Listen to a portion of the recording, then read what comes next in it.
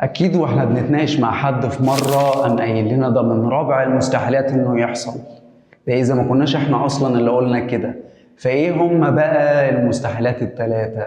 اول مستحيل معانا وهو الغول، وده كائن خرافي اتذكر في الاساطير العربيه، وبيتقال ان عينه مشقوقه بالطول وبيسكن الصحراء وبيخوف الناس.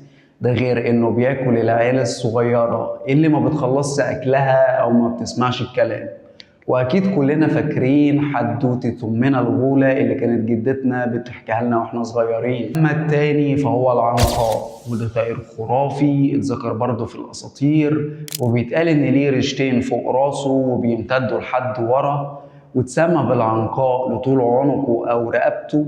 وفي رواية تانية بتقول انه اتسمى كده لوجود طوق ابيض حوالين رقبته. وفي اسطورة بتربط بين العنقاء وبين اصحاب الرس اللي اتذكروا في القرآن الكريم، اللي هم كانوا قوم النبي حنظلة ابن صفوان، واللي ربنا ابتلاهم بطير عظيم فيه من كل لون، كان بينقض على عيالهم وبيخطفهم لما بيعوز يصطاد، لحد ما النبي حنظلة دعا عليه فاتصاب بصاعقة.